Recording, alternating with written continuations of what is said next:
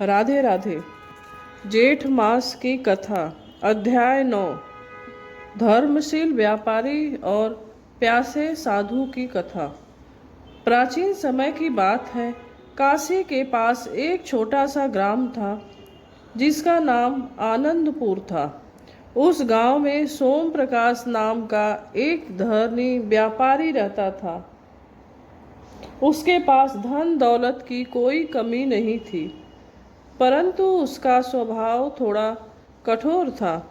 वह अपने लाभ के लिए ही सोचता और कभी किसी गरीब या साधु की सहायता नहीं करता था। गांव वाले उसे सम्मान तो देते थे, लेकिन मन से कोई उसे पसंद नहीं करता था। सोम प्रकाश की पत्नी गौरी बहुत धार्मिक और दयालु स्त्री थी। वह प्रतिदिन भगवान विष्णु की पूजा करती और जरूरतमंद को भोजन कराती। वह अपने पति से कहती, स्वामी, धन तभी सफल होता है जब उससे किसी का भला हो। केवल अपने लिए धन जोड़ना व्यर्थ है। लेकिन सोम प्रकाश उसकी बातों को हंसी में उड़ा देता। एक बार जेठ मास का समय आया। भीषण गर्मी पड़ रही थी, धरती तप रही थी और लोगों का घर से निकलना कठिन हो गया। गांव के बाहर एक बड़ा रास्ता था जहां से यात्री और साधु गुजरते थे। उस मार्ग पर पानी की कोई व्यवस्था नहीं थी। कई लोग प्यास से परेशान हो जाते। गौरी ने अपने पति से कहा, इस बार जेठ मास में उस रास्ते पर प्याऊ लगवा दीजिए। प्यासे यात्रियों को जल मिलेगा तो बड़ा पुण्य होगा। सोम प्रकाश ने गुस्से में कहा, मैं अपना धन यूं ही नहीं लुटाऊंगा। जो जैसा कर्म करता है उसे वैसा ही फल मिलता है। गौरी चुप हो गई, लेकिन उसके मन को बहुत दुख हुआ। कुछ दिनों बाद गांव में एक वृद्ध साधु आए। उनके शरीर पर धूल जमी थी और वे तुरंत अत्यंत प्यासे दिखाई देते थे।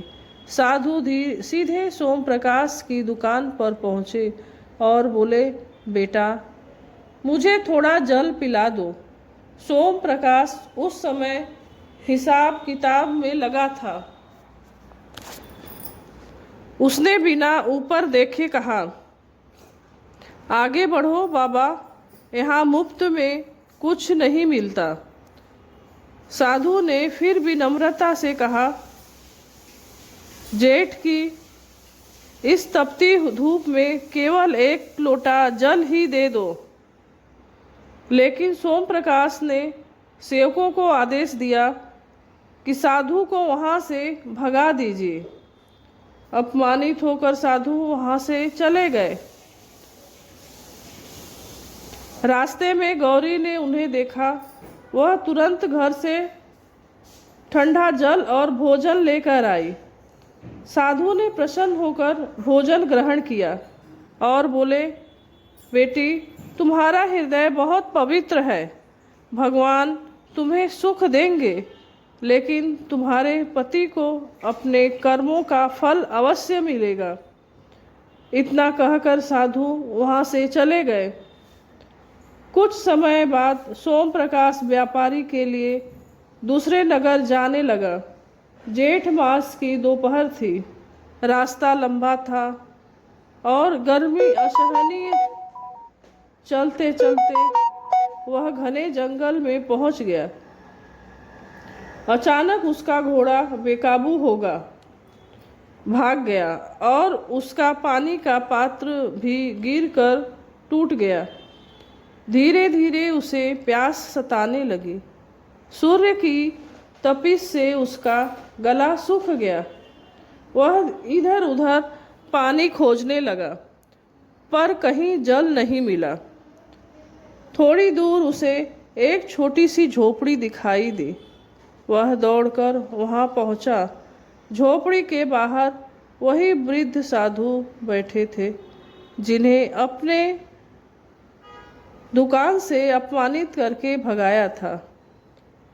सोम प्रकाश शर्म से सिर झुकाकर बोला, बाबा मुझे क्षमा कर दीजिए, मैं बहुत प्यासा हूँ, कृपा करके थोड़ा सा जल दे दीजिए। साधु मुस्कुराए और बोले, बेटा आज तुम्हें समझ आया होगा कि प्यासे को जल पिलाना कितना बड़ा धर्म है।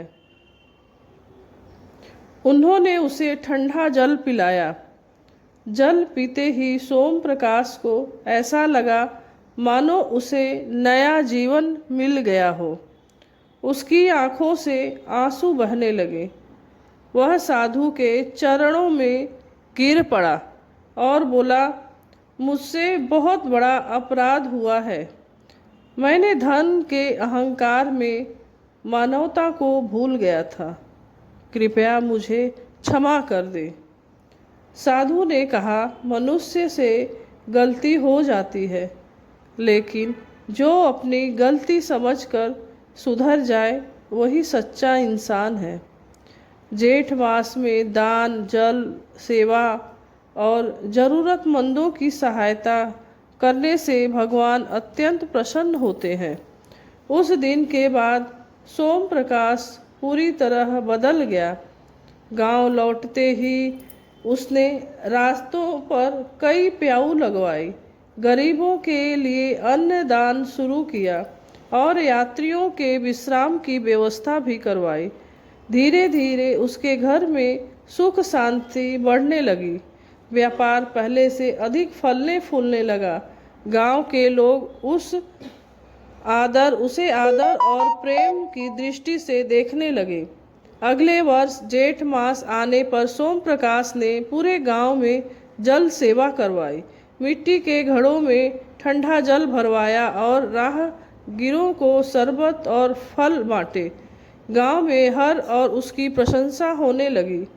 एक दिन वही साधु फिर गांव में आए।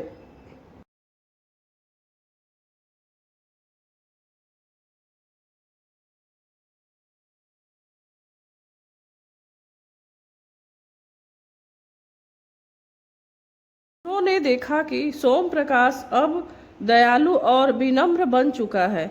साधु बहुत प्रसन्न हुए और बोले, जिस मनुष्य के भीतर दया जाग जाती है उसके जीवन के सारे दुख दूर हो जाते हैं। यह कहकर साधु ने उसे आशीर्वाद दिया और वहाँ से चले गए। उसके बाद सोम प्रकाश ने जीवन भर धर्म और सेवा का मार्ग अपनाया। वह प्रतिदिन भगवान श्री हरि विष्णु की पूजा करता और लोगों की सहायता करता। उसकी कीर्ति दूर दूर तक फैल गई। जेठ मास में जलदान, अन्नदान और सेवा का विशेष महत्व बताया गया है।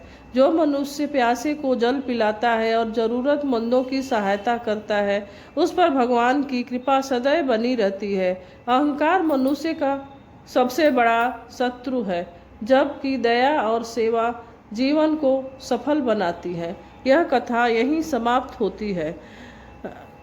आपको यह कथा पसंद आती है तो चैनल को लाइक, कमेंट, शेयर कीजिए और वीडियो को सब्सक्राइब कीजिए।